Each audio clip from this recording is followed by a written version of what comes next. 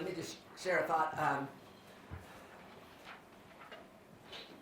I got the idea that I wanted to run a marathon from our home teachers, way back when we had home teachers. He and his wife, they visited us, and they said they ran their first marathon at age 55. And I was 54, and I thought, man, I can do this. My wife said, this is a dumb idea. I ran on my own, and after a while she decided she'd come and join me, and we did it. And this couple was really neat. He used to be in the legal department here at BYU. Amazing individual, amazing parents. So we got accepted to the St. George Marathon. We started our practicing, our training. It was fun about 3 weeks before the marathon, and the marathon at St. George is always conference weekend, so it was just this weekend back. About 3 weeks before we had state conference, and so it was really fun. We sat by him at state conference, and we probably didn't get as much out of it as we should, but they were telling us, okay, watch mile 7 because there's a hill there. So you walk up, you run just a little bit, then stop, and don't hesitate to walk on that, and then once on the other side you can do it. They were saying, okay, at mile 19 you got to watch this, and so they were giving us all these hints and things like here. We were getting really excited. Anyone here done St. George or marathons? Our half marathons. Those are fun. Right? Yeah, and you know what? Our goal on the marathon was number 1, to stay vertical, number 2, to keep breathing, and number 3, to finish before the policeman closed it down at 6 hours. So you can tell we're really fast at what we do. But it was interesting as we left on Friday, we got a call, and they let us know that she had come down with blood cancer, and it was just kind of sad. So he says, okay, we'll remember in our prayers, and then we went and ran the race. Again, we came in under 6 hours, so we were doing good. That's our thing. It's really funny. Now we run some half marathons, and the marathoners get in before we finish our half marathon. So that's, again, how fast we go. And then when we came back on Monday, I found that she had passed away. And so it's interesting. We were reading one of the conference talks by Elder Uchtdorf. He said this. He says, if we devote ourselves to the pursuit of worldly wealth and the glitter of public recognition at the expense of our families and our spiritual growth, we will discover soon enough that we have made a fool's bargain. The righteous work we do within the walls of our homes is most sacred. Its benefits are eternal in nature. It cannot be delegated. It's interesting. On that Tuesday, there was a forum. And it just the whole thing reminded us, that we need to do the most important. We need to keep our priorities in order and to do the most important thing. And at the forum on Tuesday, they said, live the best we can because we do know how long that will be. So that's our thought for today. Okay, today we are finishing up the home buying. There's really 2 different sections for today. The first is kind of, we're going to talk a little bit about creating your housing plan. We're going to talk about how do you compare different loans from different people. And then there's a second PowerPoint on just Q&A. And what I've done over the years is, as people have sent me questions, I just answer the questions. And there's really three or four questions that I think are really important about refinancing and paying down things. How do you know when to refinance? How do you know when to buy down loans and some other things like that? And so we'll kind of hit those today as well. So that's kind of our framework. So home decision, options in the housing, how to compare different loans, create your housing plan, and then once we finish that, if there's any questions, we can answer those first, and then if we have time, we'll get into the things that we talked about. But hopefully you'll find that the things we've, that not only your frameworks, but the tools we've helped can be helpful as you go out and make these decisions. Because it's one of the largest decisions you'll make. And so we need to do it wisely too. Here's your home decision. What's your vision and your goals? Where do you currently live? What are you paying, including rent, mortgage, utilities? What are all the costs that go into that housing loan? What are your plans and strategies for the home decision? No, not what are your home plans. Plans and strategies for the home decision. Ideas how often you'll move, down payment, negotiation strategies for warranties, and constraints and accountability. But I think if you'll think through these plans and strategies, and what I did, I divided it up in just the same way that we teach it here. Finding your home, finding funding and servicing the loan, enjoying home ownership. So I've tried to give you ideas in each of those areas because I think it makes a more comprehensive plan. Okay, here's a question. They're looking to buy a home. They estimate they're going to be in for 12 years.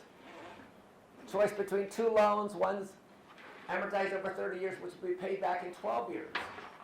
Loan A is 4%, no fees. Loan B is 3 1/4, $1,500 fee and 1 point. How do you decide which of those loans to take? Do you just take the one with a lower interest rate?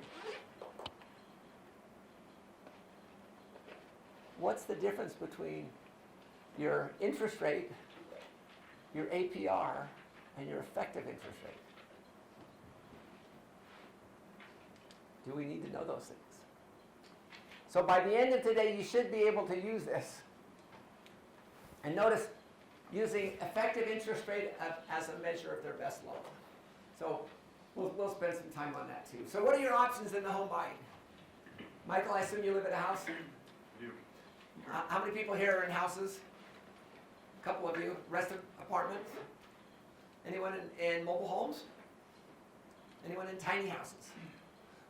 Lots of different options. So let's just kind of hit each of these things here. Really, the key is to understand the advantages and disadvantages. And what are you trying to do? So I'm just going to hit it really quick. Renting, nice thing is you just have very little long-term costs. It's nice. You can come in here, and then at the end of your lease term or your rent term, you can go. It's very easy to move and to continue on. Buying's a little bit more different. You know, I have that problem right now. Our house is for sale, and it's been on the market over a year. But that's okay. But there are things you can do. Build equity, borrow against it. Minimal time commitment relative to building. And so, but buying is nice because you can see what you get. Then you get to the building side, and you get to build what you want. The challenge is you have the vision for your house.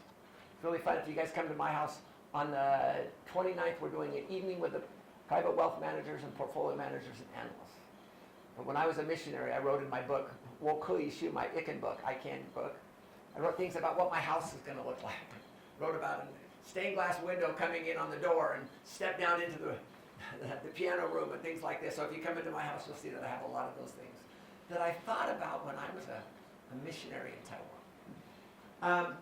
Building, I actually like building. We had a very good experience with our builder. He used to give us, okay, here's your budget for the front door, $5,000. Here's your budget for the windows here. Anything beyond that, you have to pay that. Anytime you have any change orders, you've got to pay that. But change orders can be really expensive too. So it depends a lot. Are you able to make decisions and live with those decisions? And if you are, building's a good way. And then renovating. Advantages, it's faster than building. You can see what you built. The rule of thumb for building is you get your estimate and you double it. The rule of thumb for renovating is you get your estimate and you double it, and then you double it again, and you're usually pretty good. But we've done all. We've built, we bought, we've renovated, and we've rented.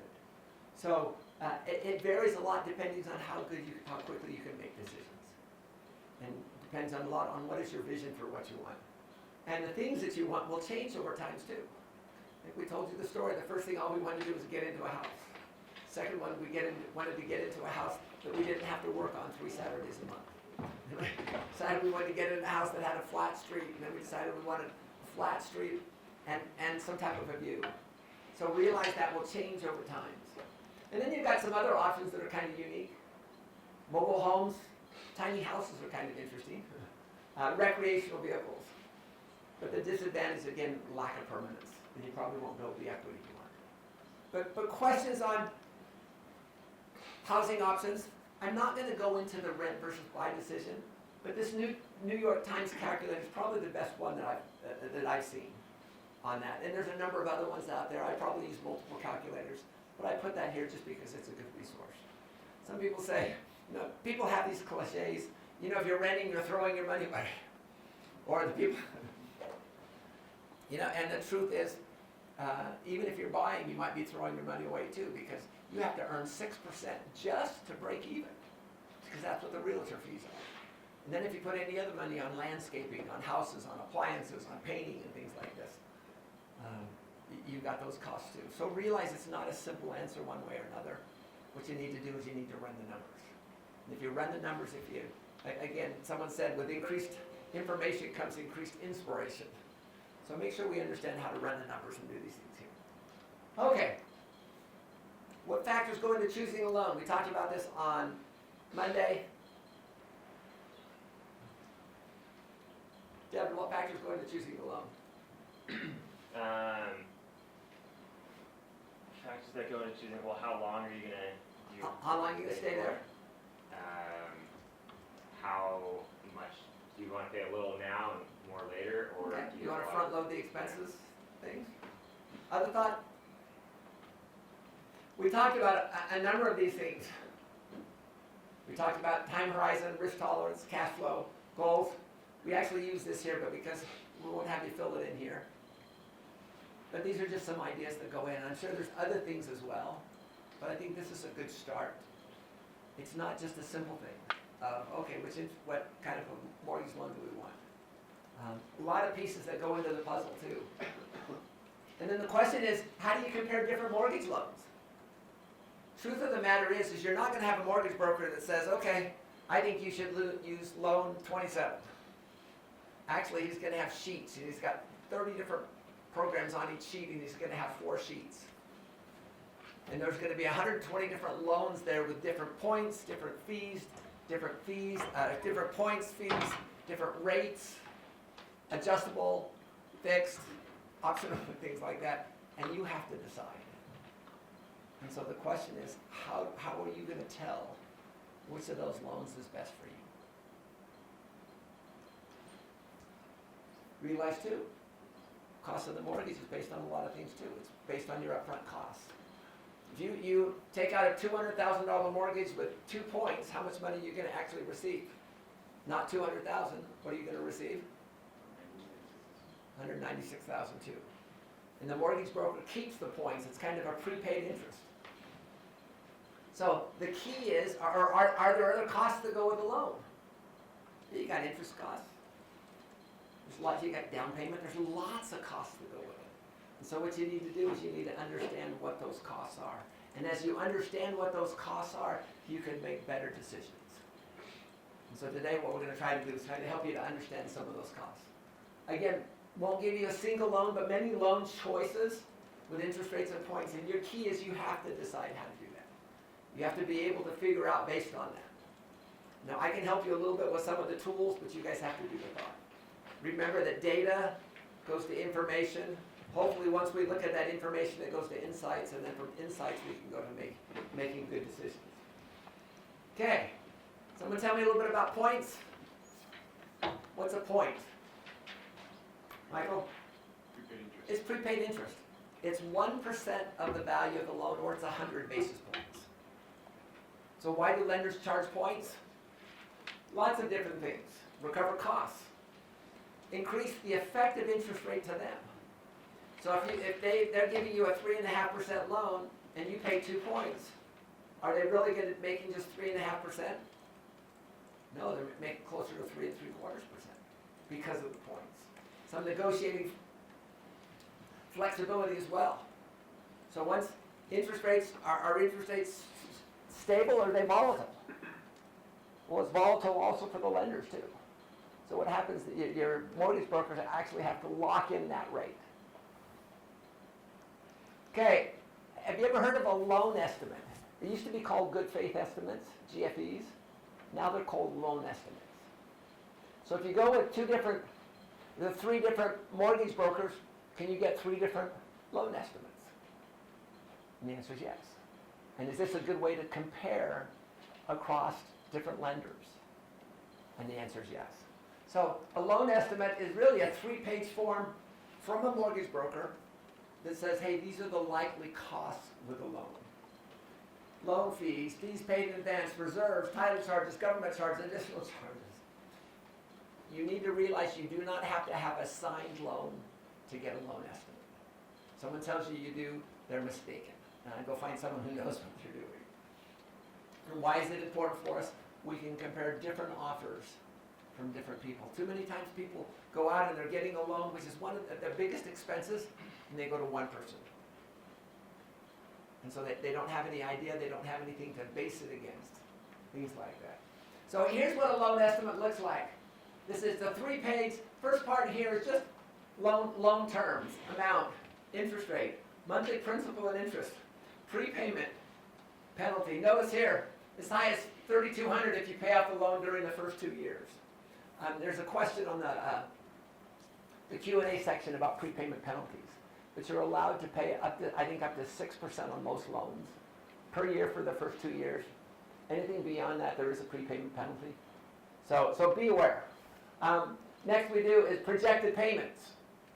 Interest, then you've got mortgage insurance, estimated escrow costs, and then here, costs at closings. So notice that cash to close. So closing costs are $8,000 and cash to close is $16,000. A lot of detail. So let's continue on. Other thing, you do have things, loan costs including origination charges. So 0.25% of loan amount points. So generally what they'll do is, and a lot of these that I've seen is like 1/4 point for an origination charge. So those are not tax deductible, but all the other points are. So your discount points. Generally what you do is you'll give points to get a lower interest rate. You can see those charges there. Service you cannot shop for, credit report, flood determination, flood monitoring, tax monitoring. And then there's other things you can shop for. Survey, pest inspection, title, things like that. And then you can kind of get your total closing costs. And then the final page here is just comparisons. So notice, what was the interest rate on this loan? Sorry, let me just let. 3.875. So your interest rate was 3.875, and yet your APR is 4.274. What's the difference?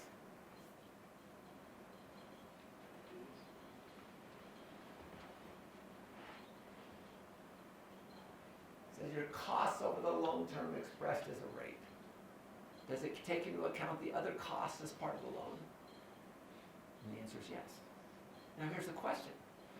Does your APR include all costs in the loan? Or are there out-of-pocket costs that also should be included? And the answer is yes. So we go through comparisons, APR, total interest percentage. So this says that you'll pay 69.45% of the loan value in interest over the life of the loan. Does that make you feel good? It's almost 70% of the loan value in interest. And then we get other considerations, and finally, notice this. This is confirms receipt. By signing, you're only confirming that you have received this form. You do not have to accept this loan because you have signed on this form. So all you're doing is signing to say you received this form. Okay. Now if you work with multiple lenders, multiple mortgage brokers, and each of them gives you a copy of this, will it make it easier for you to determine which one to go with? And the answer is yes. Okay. Difference between APR and the effective interest rate. So the APR is the all-in cost over the life of the loan of the fees that are associated with the loan. But are there other fees that are outside the loan? And the answer is yes. So that's why we like to do the effective interest rate, precise interest rate the borrower is paying after all fees and costs. We assume all costs come out of the loan or are paid back by the loan. Does APR, is that a time value of money calculation? Does that take into account compounding? It does not. It's just fees and expenses divided by number of years divided by your average amount borrowed. Does effective interest rate, is that a time value of money calculation? It is. And does that take into account compounding? And the answer is yes. Okay. Effective interest rate is the rate to the borrower after all costs and all fees are taken out. So how do you account for these additional out-of-pocket costs? So let's just talk about that here. So here's how we calculate. First, say you have a $300,000 loan, you calculate the payments on the total amount you will be repaying, i.e. the amount borrowed. Number two, what's the money you actually received? So if you have 2 points, in a $200,000 loan, you didn't receive $200,000, you actually received $196,000. 3, you set your payment from calculated above, present value equals minus what you actually received, and it's the number of years and you solve for your interest rate. It takes into account all of your fees, including explicit and out-of-pocket costs and fees. So what happens if you've got no costs and fees? What is your effective interest rate? Yeah, it's the same thing. It's your APR. Okay. So here's the problem. Decided on their dream home. They've got choice 200,000 fixed rate loans. A is for 4%, no points or loan arrears fees, and B is 3.75%. 1,500 loan fee and 1 point. Assuming they're going to stay for 30 years, which is more advantageous? So the nice thing about this effective interest rate is it gives us a criteria to determine whether we've got the best loan. So the effective interest rate based on your time in the home is your best criteria of a good loan. Okay. So this is our effective interest rate. Let's start here. So loan A has an effective interest rate of 4%, or excuse me, APR of 4%. So what's the effective interest rate? 4%. It's B that we have to do it. So remember, the first thing we do is we calculate the payment. So you set your N equals 30, I equals 3.75, PV equals this. So what's your payment? We're doing annual payments. You want to tell me what my rate is?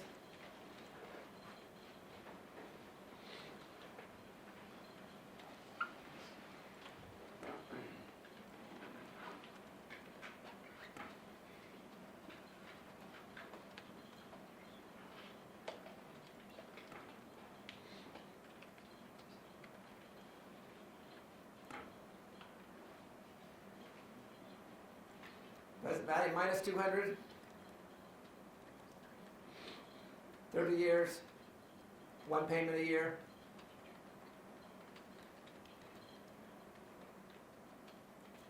So what is my payment?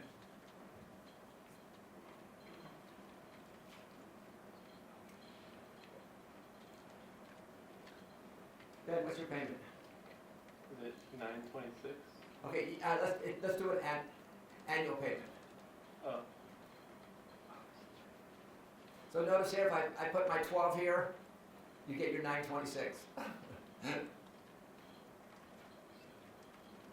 yeah, 11,217. Okay. So, and what's the amount that he actually received? What's the amount that you actually received? It's not 200,000. It is 1 point. Yeah, 196.5. And then you calculate your interest rate. You set your payment equal to this, N equal 30, present value minus what you received. And what's your effective interest rate?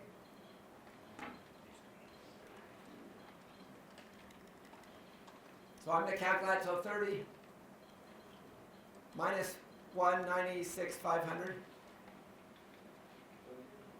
So what's your effective interest rate that you got? How did you get it? 3.89. 3.89%.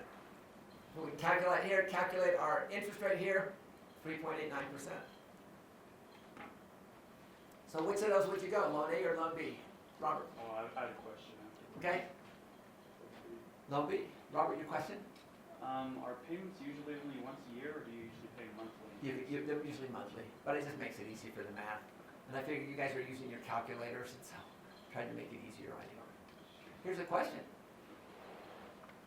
Will your effective interest rate be different whether you do an annual rate or a monthly rate? Very different. Actually, they won't be very different. But they will be, they could be a tiny bit off, like 1 basis point or something like that here. So the good news here is we've got a framework. Also, here's an interesting tool here. So here's our 6% loan. Let's make it a little bigger. Or 4%, no points and no fees, it equals the same amount there. So the important thing is just to realize that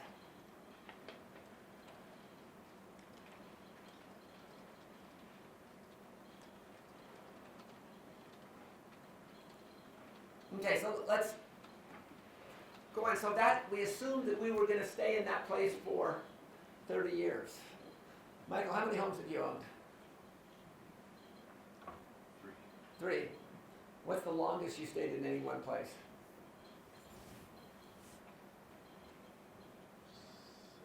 7 years.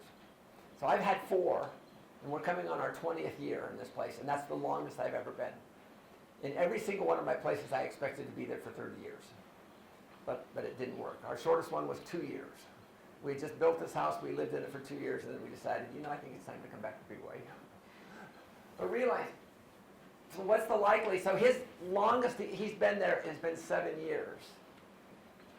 So do you think a 30-year calculation is probably not the best? Right. And realize, with this calculation, we assume we take these fees and allocate them over 30 years. So prepayment is the process where we repay the loan early. It can come because you win the lottery.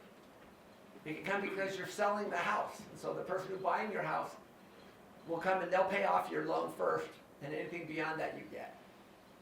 But how do you handle this type of a framework when you don't expect to be in the home for 30 years?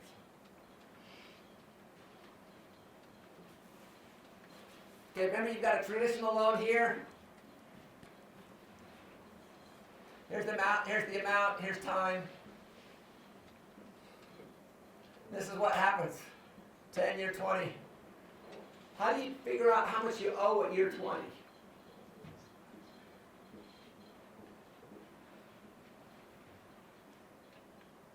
Ethan. You can find the future value after 20 years. Right.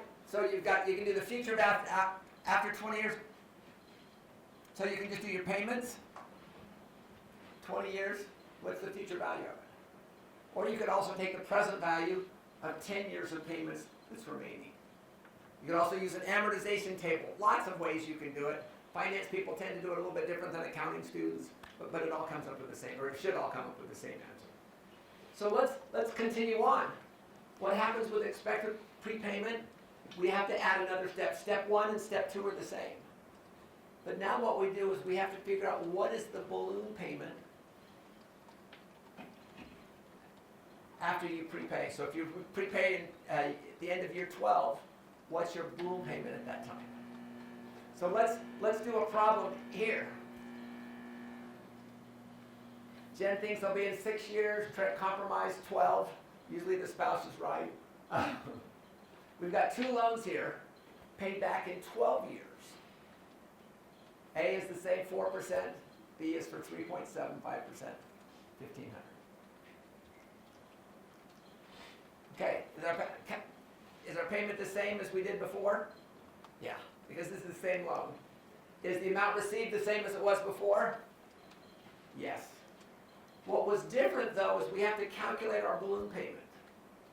So we're going to take the present value of 18 years of payments of 11.2. Because that's what we have remaining. So that'll tell us the amount remaining.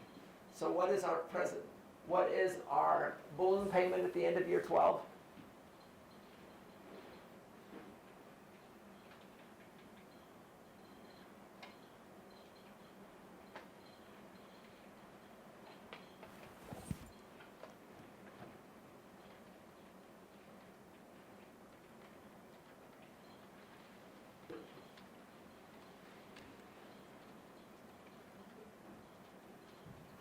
Someone want to figure that out for me? George, you got that? I don't know. Okay. Working on it. Okay. $144,935. And then you solve for their effective rate. Think it's going to be higher or lower? So what's the impact of those 2 points? So before you could allocate those 2 points, or the 1.1 fees over 30 years. So what's the impact every year? Was it higher or lower? The impact was lower because you're doing it over lots of years. Now that we do it over fewer years, the rate there. So what rate did you get? 3.96. Loan B is still cheaper. So here's the results here from this tool here. How about this one? Trent wants to know, is there a break-even point on which that if he sells it before a certain period, then one loan is better, and then if he sells it after that period, the other loan's better?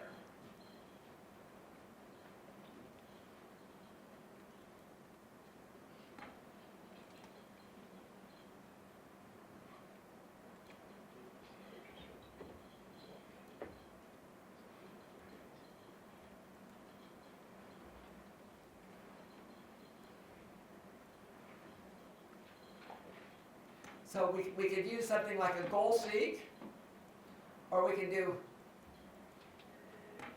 so what was this, a $200,000 loan?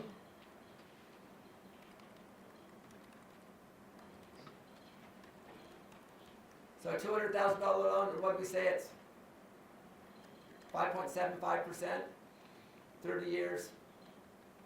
And what did we say it's 1 point and 1,500 fees? Is 3.75. Oh, 3.75. 3.89. So notice we said at 12 years, 3.96. Was that what we calculated before? So we can just start playing with. What happens if we did 11 years? 3.97. How about 10 years? 3.9. How about 9 years? Is that important to be able to say? Say if we lived in the house less than 9 years, which loan would be better? If you lived in the house 9 years or less, which loan would be better? Loan A. How about if you lived in the house more than 9 years? Loan B. Is that an important piece of information? Yeah, it is. Okay, how about one more?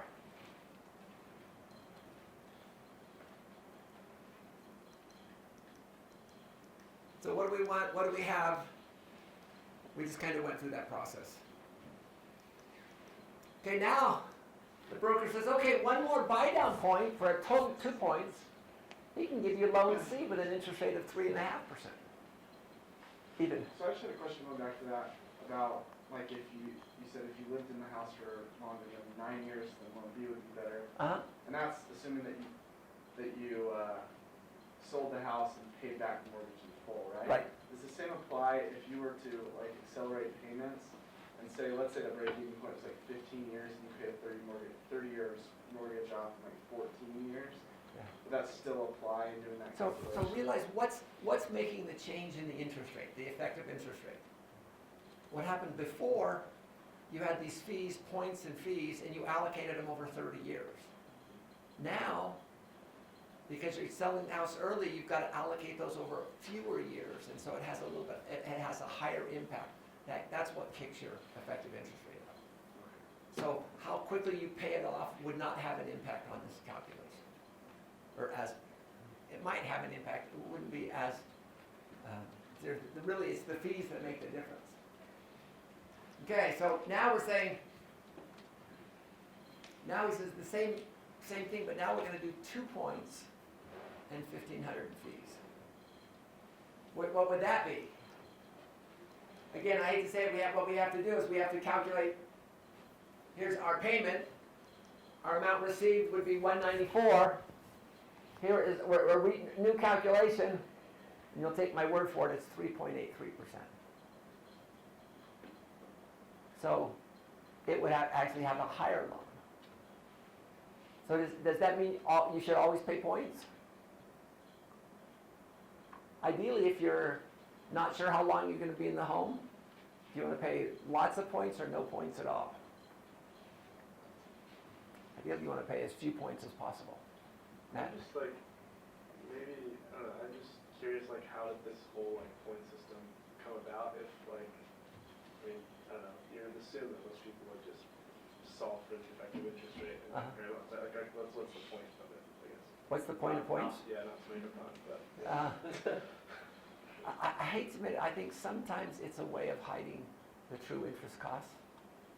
People So think, oh, 3.75%, I got a really low interest cost.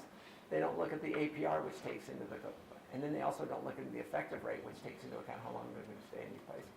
And that's what I assumed was the reason. I just didn't know if there was another, like, underlying motive, but. That would be my guess. And I'm not trying to be cynical, but based on what I've seen with leasing costs and things like that, the more they can hide the true costs, the more people are willing to pay. But the good news is you guys know. You know the difference between your interest rate and your APR and your effective interest rate. Okay, then what we want to do is we want to create a housing plan. What is your housing plan? Just out of curiosity, what are your goals for your house? Michael, what are your goals for your house? What goals did you and your wife have as you made that decision? Safe, Safe? comfortable. Comfortable?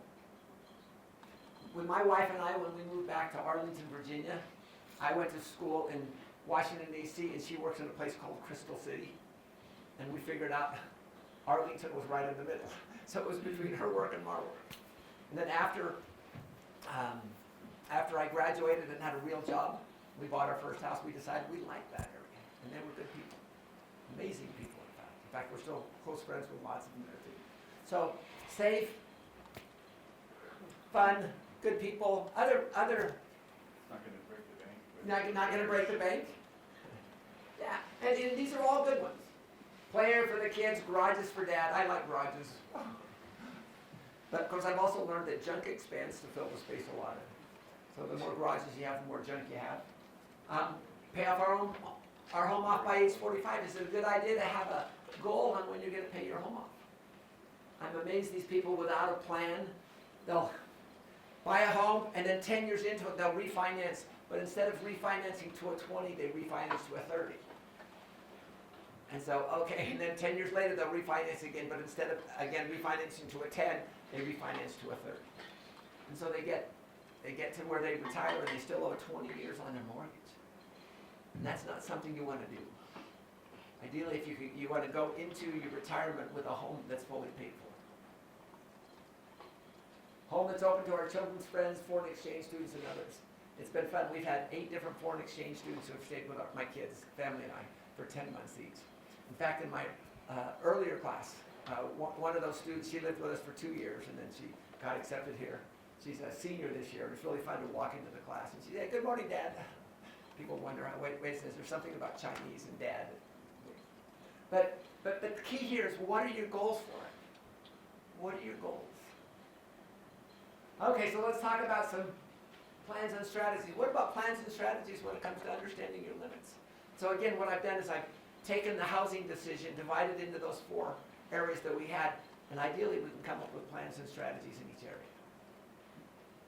So Matt, what are some plans and strategies in understanding your limits? Understanding your limits. Mm-hmm. I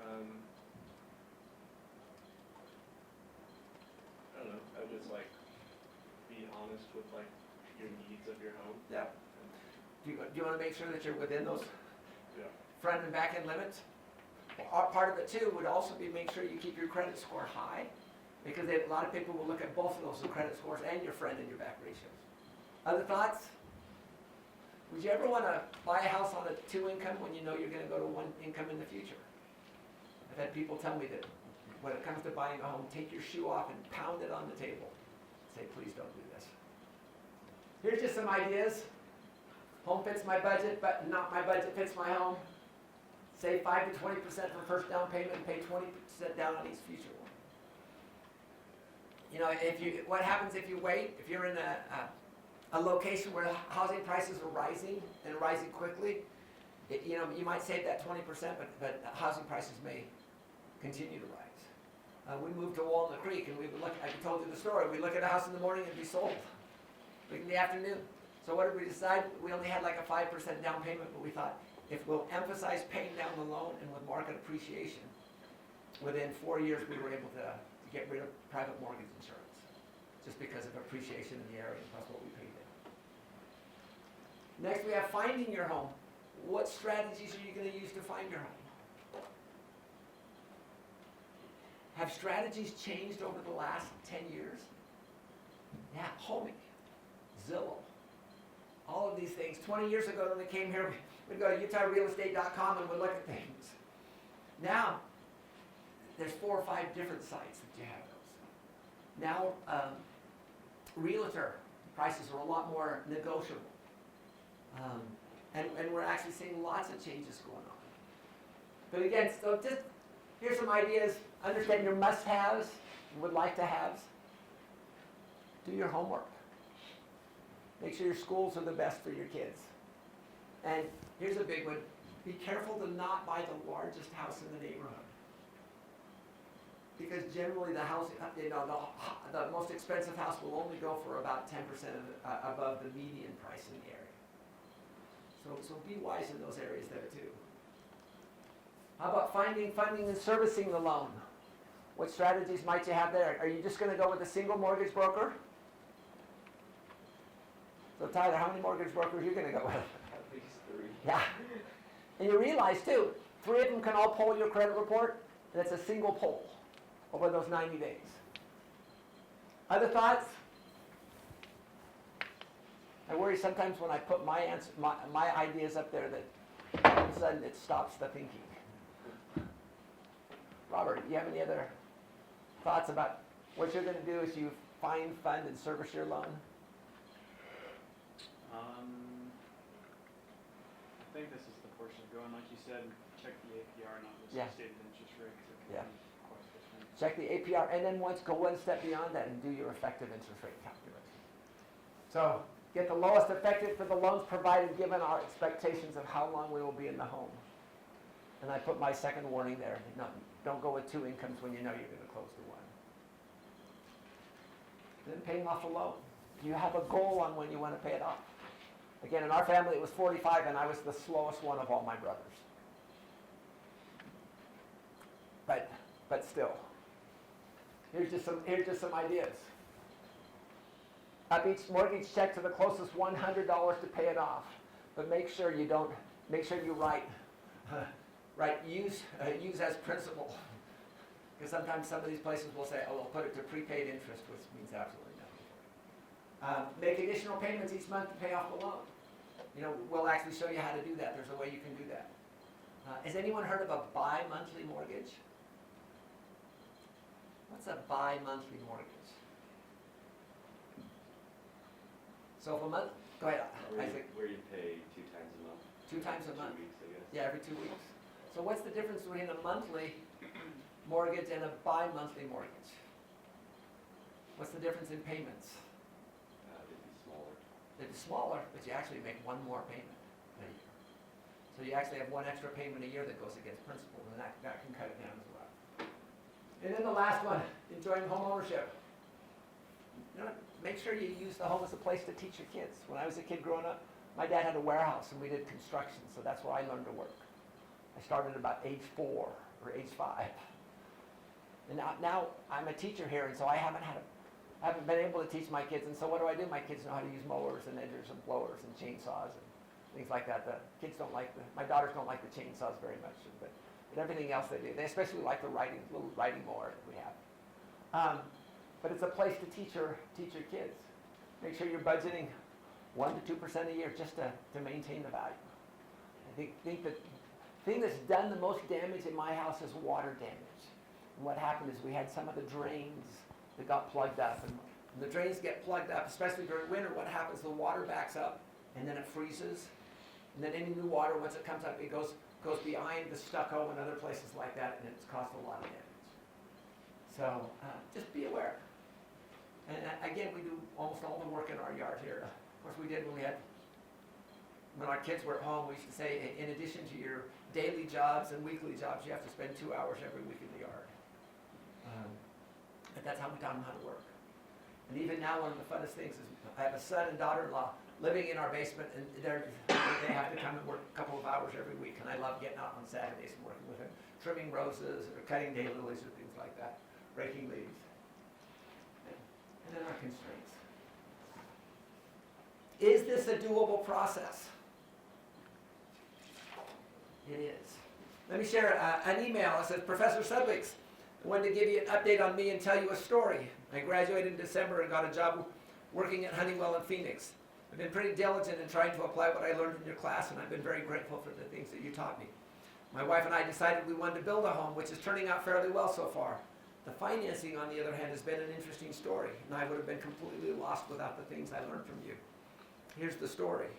Our builder provides a $5,000 incentive for closing costs if we use their preferred lender. So when we signed the initial paperwork to start the building process, the salesman called the preferred lender to come meet with us that same day so we could get us pre-qualified. She gave us a quote of $7,500 for closing costs and prepaid, which means we'd have to pay $2,500 out of pocket at closing. Seems a bit high to me, but hey, what do I know? Lesson one, I had to look at elsewhere to get some comparisons. A friend referred me to another lender who quoted me $3,500. He wasn't a preferred lender, so I'd end up paying the full $3,500. I really like this lender.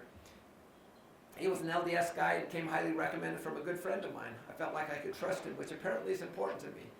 Out of curiosity, I went back to the builder and asked if he would be willing to pay at least half of the closing costs if I chose not to use the preferred lender. Unfortunately, I was out of bargaining power by that time, and he declined. At the end of my conversation with the builder, the salesman asked if I had looked into 2 other preferred lenders that they recommended. Obviously, I hadn't done this, as I didn't know they existed. The second preferred lender quoted me $5,600. At this point, I decided that I refused to pay a dime of closing costs. The third preferred lender quoted me $4,200, and he would use the remaining $800 to pay down the rate. I felt great about the third lender. Everything seemed to be coming together well. I proceeded to get him all the information he needed to get the approval process started. Once approved, which didn't take long, he insisted that we move quickly because rates were so volatile. I agreed and said, great, send me a good faith estimate and we'll go from here. Instead of a GFE, he sent me a loan fee approximation worksheet that explicitly states in the fine print that it is not a good faith estimate and that fees were subject to change. Bewildered, I shot back and asked him why he'd sent me the approximation worksheet instead of a GFE. His response was, I can't send you a GFE until we lock in the rate and turn this into a real loan. A loan estimate is now, it used to be called a good faith estimate. That was a month ago, and I haven't talked to the guy since. Before your class, I didn't even know what a good faith estimate was, let alone that lenders are required to give me one. When he told me he couldn't give me one, 35 red flags went up in my face, and he lost my business immediately. After the GFE incident, I went back to the second lender I told you about, the one that's not a preferred lender. He was always upfront with me, and if it weren't for the builder paying closing costs, I would have gone with him. I told him the same story I'm telling you, and he decided to call the builder and see if he could be their 4th preferred lender. Less than 24 hours passed, and he's now officially a preferred lender. I haven't locked in quite yet, probably will this week. I'm now looking at 4 3/4 with 0 closing costs, and I have a lender that I feel comfortable with. Well on my way to saving that $1 million. Thanks for all you do. I don't remember much of anything. The bulk of my courses I took at BYU, but I remember yours. Can't thank you enough. Sincerely, Brian. Is it doable? Is there a process? And if we have a plan on these things, will we make a lot fewer mistakes? Okay. Questions? What I'd like to do is I'd like to answer any questions you have regarding the process. And then if we don't have, there's no questions, then I'm going to take you into the questions that I think you should be asking from our Q&A section. Ethan? Yeah. I was going to ask just kind of like, more like practical advice on how to do these negotiations when you go into these lenders and trying to, like he talked about, like he didn't want to pay closing costs. Like how do you initiate those discussions and not kind of just get taken by the lender? Okay, so if you only have one lender, is it pretty easy to get taken?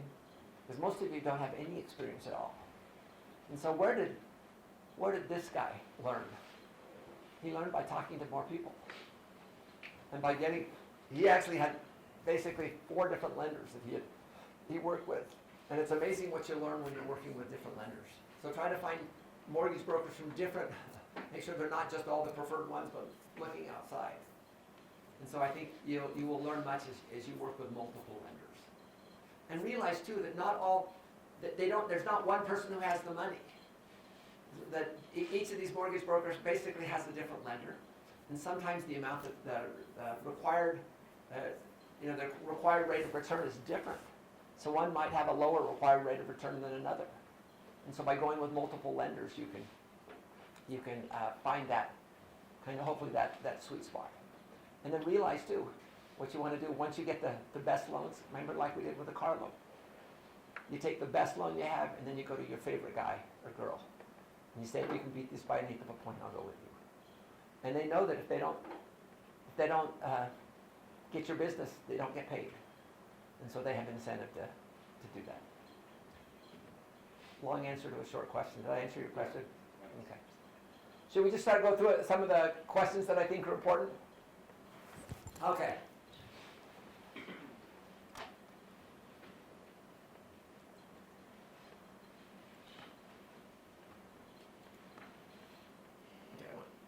So what this is here, it's about 30 or 40 questions. Questions on brokers, financing and refinancing.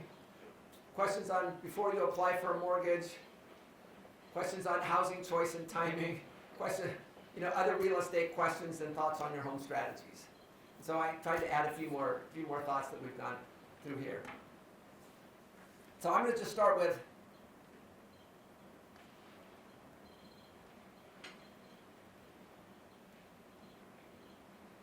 how do mortgage brokers get paid? So the principle of stewardship, the key is if you understand how they're paid, you can use that knowledge to your advantage in getting what you want. So realize mortgage brokers work with, they're out to provide a service. Once they've connected you with the lenders and you've got the loan, they don't do anything else. So even though they're wonderful people, I've got 2 sons-in-laws that are mortgage brokers. But realize, so your goal is to allow them to make a small profit, and your goal is to minimize your interest rate, your APR, and your effective interest rate. If you can do all of those things, I think you're doing well. So they make points 2 ways. Number 1, origination fees, costs and profits, and then discount payments. They used to also make money, which was called a back-end bonus, but the government came in and said, you shouldn't be doing that. So what you want to do, your goal is to minimize the interest rate fees and origination fees and the discount points you pay. You just want to minimize all those costs. That way, if you sell your house in 5 years, you're not out much. Number 2, how do you estimate the lender's required rate of return? So you've got a mortgage broker and a lender out here. And what that lender has to get a certain required rate of return. And there's certain standards, frameworks there. And then does your lender keep your loan? No, he sells it to an issuer. And the issuer bundles it into securities and sells those there. So there's certain standards they have to meet. So the question is, what is that lender's required rate of return? And as a proxy, what you could find out the lowest rate that they'll let you buy down. Is it 3 1/4 with 3 points? Is it 2 3/4 and 5 points? I don't know. But that would probably give you a good estimate of what the lender's required rate of return. And then ideally what you do is you would use this in your negotiations with the lender. 3 is, how do I get the best deal with mortgage brokers? There are really 5 things you need to do here. Number 1, work with a number of brokers. You want to find your lowest interest rate and fees. Again, if you work with one, you don't have a handle. That's what you want to work with a number of. Number 2, research the backgrounds. Get referrals from your friends. Your friends are good sources here.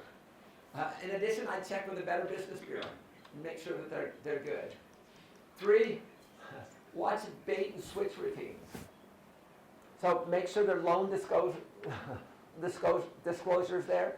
If all of a sudden the fees are significantly higher than the loan disclosure, you go back and you tell them, wait a second, you gave us this number here. And you want to hold them accountable. Hold them accountable for the interest rate.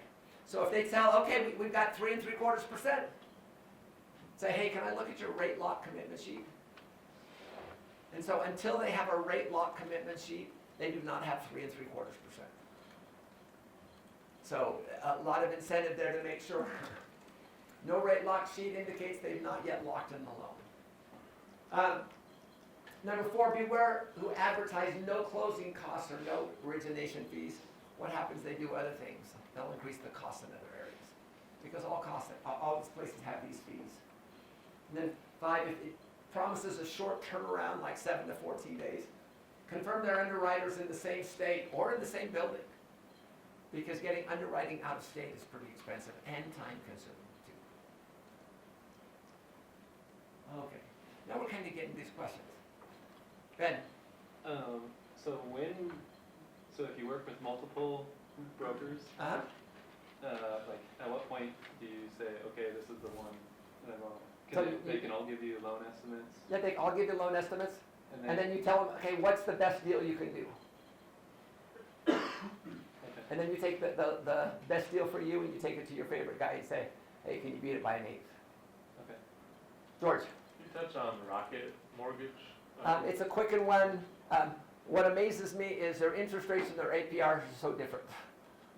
So the key thing is not the interest rate, it's the APR that you should be looking at.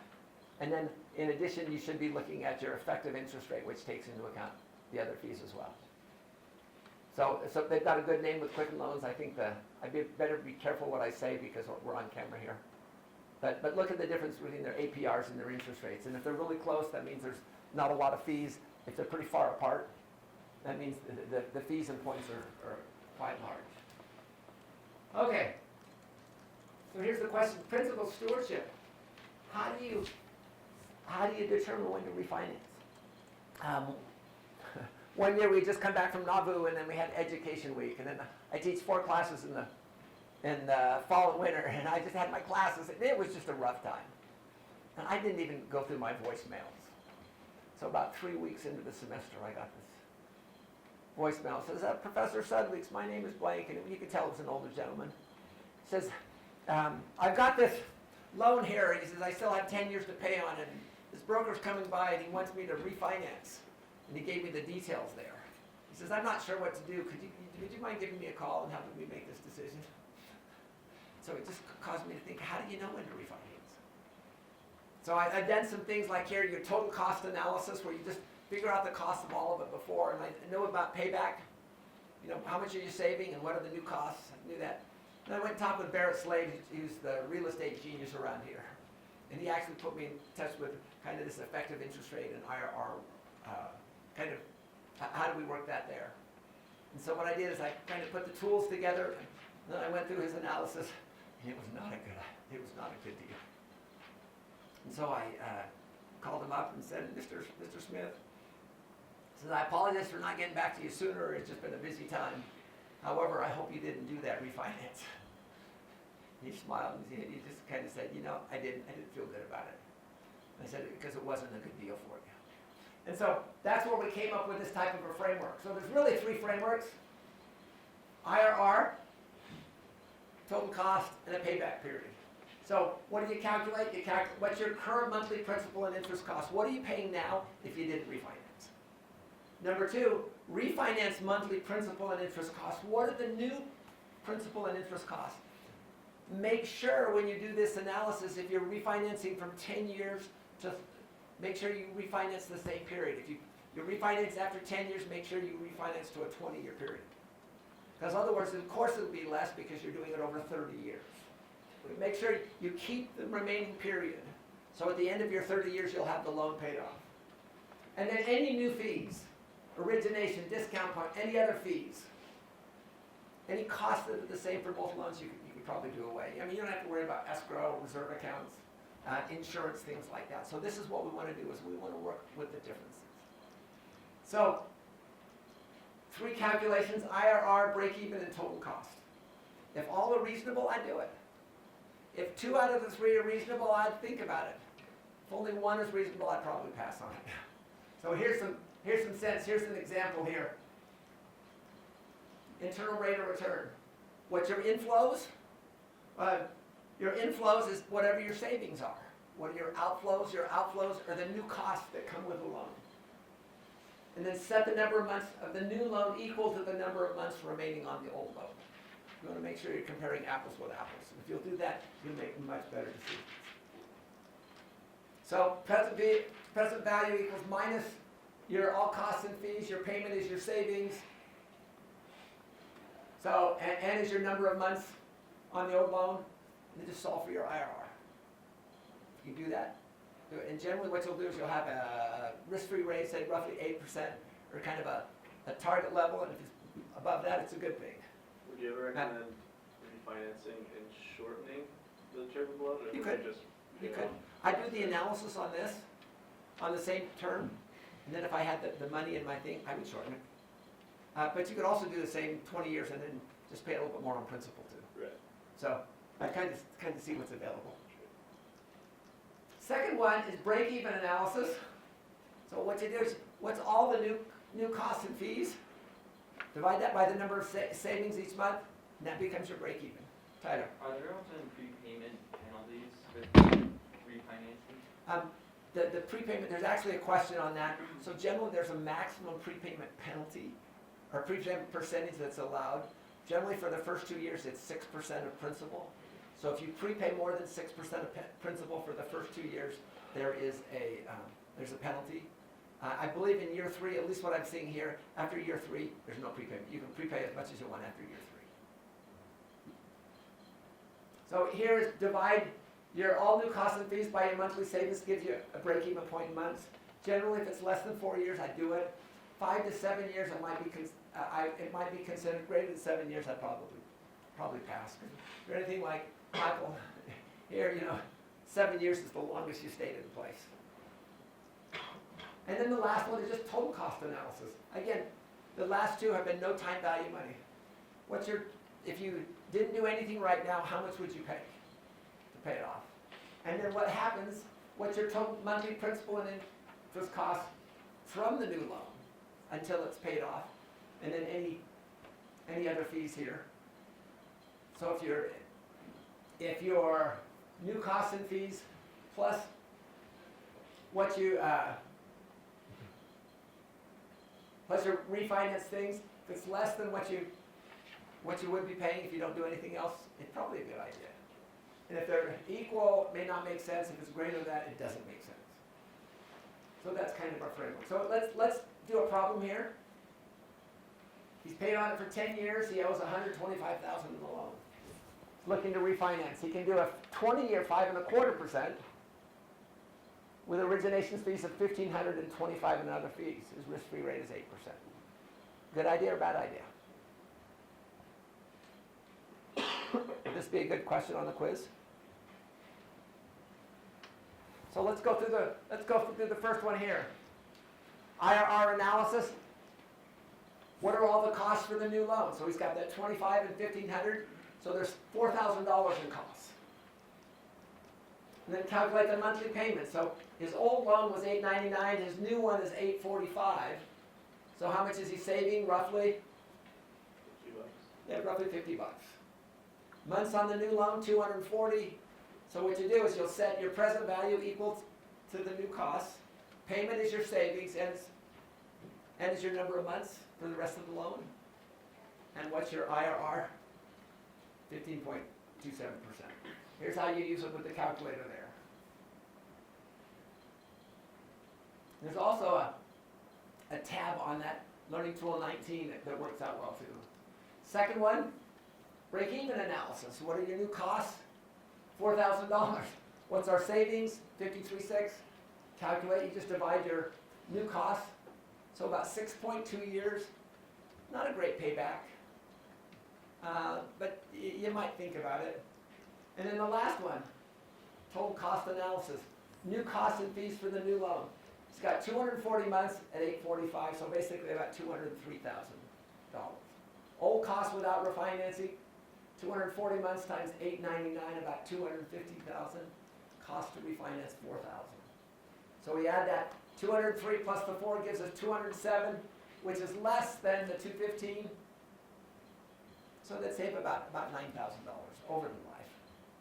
Over 20 years, so about $450 a month, or a year. Since the IRR is greater than risk-free rate, they'll save $8,000. You know, you could go either way, but I'd likely refinance there. But you see how the tools help out? So here's our 19C. So here's the loans, here's the loan information. Here's the refinance information. Notice you can actually see how it worked out. So again, realize the purpose of tools is only to take data and put it into information. Now from this, you guys have to make your insights. So your IRR is 15.3%. Is that pretty, if your required rate is 8% and you're making 15%, is that probably a good deal? Yeah, not bad. Break-even analysis, we said 6.24. I say yes, but might think about it. And then the last one, total cost analysis, you're saving $9,000. So here's kind of a summary here. Yes, I'd probably do it here. Okay, again, this is just one of the tabs on Learning Tool 19. Okay, how about buying down? Should we know how to decide whether it's a good idea to buy down interest rate? Jessica. Buy down. So you want to take an additional point. So what happens is points are kind of like prepaid interest. So if you buy down your interest rate by paying a point. So here's kind of a framework here. You can reduce your loan interest by paying discount points or buying down the interest rate. Points go to the mortgage broker, not the lender. So the longer you stay in the home, actually the more valuable the discount points are because those are allocated over more years. So ideally, two different analyses. Basically, IRR, what's the cost of the new loan? And then we just talked about this before, and then the second one is break-even analysis, which is that kind of that same framework there. So let's do another problem. This looks like it'll probably be our last problem. Before you pay the points, ask yourself, will you be refinancing soon? Do you have better uses for the money? And if so, there. So here's this. He's looking at a home for $247,500. His broker recommends $250,000 with one run origination point. So what he'll receive that $247,500. He says he can buy down the loan to 5 3/4 with one additional buy down points. Calculate the IRR and break-even analysis. So let's talk about how we do this. So loan in monthly payments for both. Monthly savings, cost of an additional discount. So 2 points times that gives him this, minus the additional point from the first loan. So that gives us $25.51. His savings is here, so what's his IRR? About 11%. Not as good as what we saw in the past. How about his total cost analysis? Monthly payments. So he saves $25.06. What's the cost of the discount points? That $25.51. So we take the $25.51 divided by that 25. It's about 8.5 years. Break even's better than 7 years. I probably wouldn't do it. And then, what's our recommendation? That framework is there. So what have we tried to do today? We tried to talk about what are your options in the housing decision. Then we've taken you through how do you know whether you've got a good deal. And what we did is we talked about that effective interest rate. And then 3, we helped you put together your housing plan. And I'd like you guys to get strategies both in each of those 4 areas. In finding the home, in understanding your limits, in finding funding and servicing the loan and enjoying home ownership. Because I think if you do those things, you will have a much better plan and more likely to be able to accomplish what you want. And then finally, what we did is we just answered some of the Q&A, the questions, and we just put them up here. So we talked about how about refinancing, how about buying down the loan, how to get mortgage brokers get paid. So what we're trying to do is kind of give you a good understanding of the process so you can make better decisions. Okay, questions?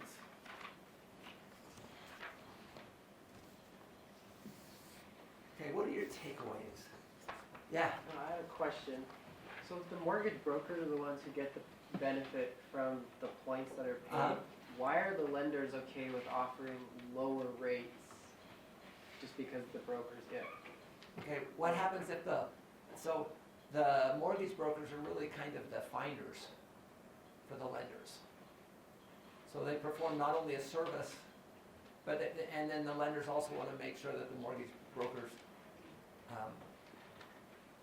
will continue to go out and find new clients for them. So it's part of the process, I think. Could they go out and offer lower loans? Yeah, but it would take time to build up that kind of the infrastructure. And the mortgage brokers already have a good group of contacts. That would be my guess. There's probably other reasons. Any other people have other thoughts? Can give him a better answer than I gave.